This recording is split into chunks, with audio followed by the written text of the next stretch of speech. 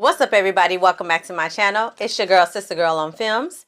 And as you can tell by the title, I am here today to give my thoughts and opinions on Alice, starring Keke Palmer and Common. So if you're interested in my thoughts on this film, then stay right there. We're going to get right into it. Hey, Sister Girl on Films, you don't want to miss a thing. Better stay tuned in. So lay back, get into the vibe, in the mood. Real reviews from a sister's point of view. Trailer reactions, movies and TV. So entertaining and authentic, believe me. So roll that footage, I'm ready to chill. Time to hang out with my sister girl. Hey, Sister Girl on Films. Hey, Sister Girl on Films. Hey. So Alice is a drama, action drama, I guess, that stars Keke Palmer and Common, and it is loosely, and y'all, when I say loosely, god damn it, I mean it is loosely based on the real life experience of Mae Louise Walls Miller. And in 1963, Mae Louise was able to escape. Yes, 1963. Mae Louise, the real life person, was able to escape from the plantation that her family was being held captive on for I don't know how many generations, to alert the authorities that they were being held against their will due to a debt that they owed to the people that had been holding them captive. So I don't know a whole lot about the original story, and you can Google again, I'll put her name down here in case you want to look up the story, but you can Google or look up on YouTube Mae Louise Walls Miller, and there's tons of interviews and stuff that'll pop up where you can get more information on her family's very traumatic story. Alice is played by Keke Palmer, and she is a young woman who has been enslaved on this plantation with her family since she can remember her parents, her grandparents back on this plantation.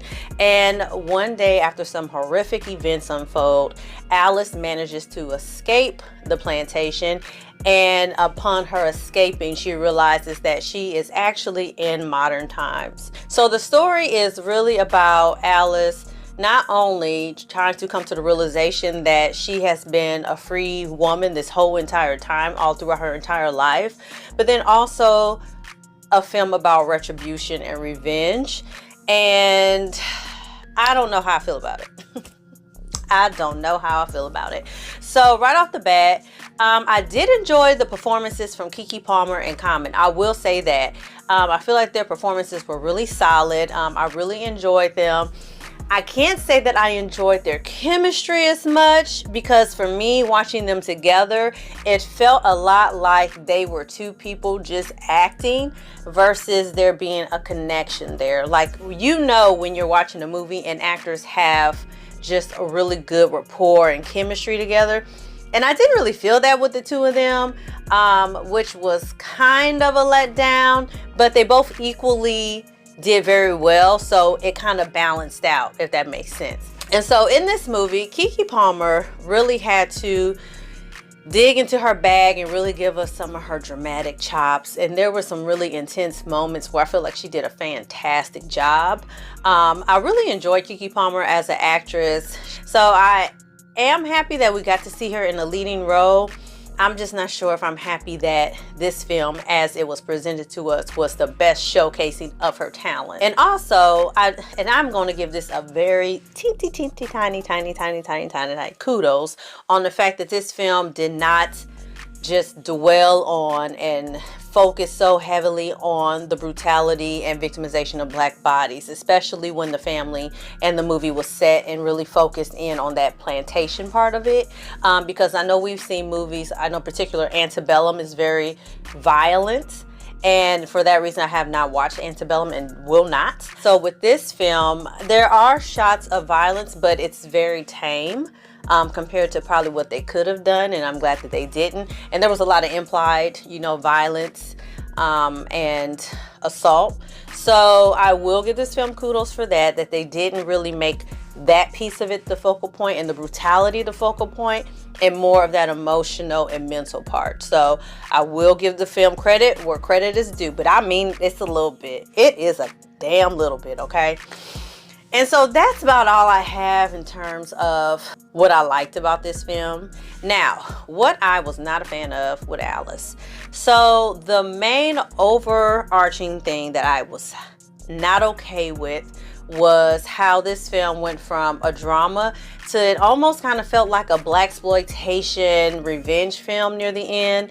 And I wasn't feeling that. I wasn't feeling that, and the reason why is because once that element got put into place in this film, I think it took away from the real life emotion that that family and families that probably also kind of may have had the same experience that the Walls-Miller family had, and I didn't like that. I really didn't. I felt like if you're going to tackle such a sensitive topic, do it with some respect. That's all I'm saying. Like, making it a revenge film and things like that, to me, it just cheapened it. It cheapened the storyline, and it took me out of it. Like, I barely hung around for the ending of the film. I mean, I watched it, but it took me out of it. I was like, and I'm done here. Also, I feel like the movie was really kind of rushed. I'm not gonna give any spoilers in case you want to watch it, but there were just some things that didn't quite connect and didn't really add much value to the film, and I felt like it was in there just for the sake to try to make the movie more entertaining than what it really was. But overall, I just kind of feel like I wish this movie had really taken the subject matter more seriously. And if you watch this and you like the film, then you might be like, they did take it seriously. And I don't believe they did. And here's why. I do not believe that they took it as seriously as they could have, because the situation that the Walls-Miller family was in was devastating. And I mean devastating. This family for generations had been held against their will on this plantation due to fraudulent debts paid probably from sharecropping. If you don't know about sharecropping, look it up. This is not a history class over here. But that's essentially where it stemmed from. And just that being re-traumatized, and that idea of not having freedom and being enslaved, and the thing that bothered me was that I'm just assuming that this movie is based off the Walls-Miller family. They knew that they were free in terms of when everything took place. It happened post-emancipation, so there was no time, to my knowledge, I could be wrong, but there was no time where this family thought that they were enslaved. Like, they didn't think that, no, the world is not free, the world is, everybody's like this. No, they knew it wasn't. And so it was the brutality that happened in real life, and being beaten when they tried to escape, and being assaulted by, the R word repeatedly, and all this trauma that was happening to this family that knew that they were being held against their will. So because of a debt that they thought they had to pay, is heartbreaking. And I think that this film really missed an amazing opportunity to not only maybe very briefly focus on the family, and maybe a day of them being trapped on this plantation, and then the day that May Louise escaped, but then the rest of the film could have absolutely just focused on, we're free now. We are no longer held captive on this plantation. What does life look like for us now? How are we processing this trauma? How do we as a family start to come together to heal from decades of being held captive and being mentally and physically abused? Like, what does that story look like? Like, what did that transition from captivity and being held hostage, essentially, how does that translate to now we are out in, in public, and we're out amongst, the rest of the world, and we're just trying to make it and survive. Talk about how the family was afraid to even report these people because they thought that they would be turned right back into them and continue to have to live this awful life. Talk about that story. If this movie has stuck to being just a drama and just really focusing on that mental and emotional impact and the bonding of that family and what that looked like for them and trying to get integrated back into society, I would have loved this movie. I ain't gonna lie to you. I would have been here for it, because I still would have enjoyed Kiki as our lead, because I think she's a phenomenal actress. Common either probably would have been one of the family members or just wouldn't have been in the film at all, and that would have been okay. I ain't gonna lie to you.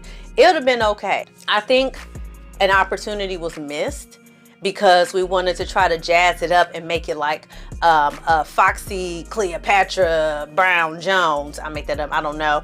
Blaxploitation revenge film, and this story didn't require that. It required compassion. It required a gentle touch in handling such a sensitive topic, and it tried to do that in the first to maybe the halfway point of the film, and then at the end of the film it really switched up its identity, and I was not feeling it. So I'm just kind of down the middle with this one. You know, I did not hate it, I was just very disappointed in it. So let me know in the comments below if you checked out Alice, if you liked it, if you didn't like it, let me know your thoughts. And as always, y'all, like this video, share this video, subscribe to my channel, and I'm gonna see y'all next time for something else. Thank y'all so much for y'all support, and I'm gonna see y'all next time. Hey, look, I talk my shit and keep it honest, keep it independent. I hear them hating, but that's only cause they inconsistent. He said the weapon wouldn't prosper, now they wouldn't phone.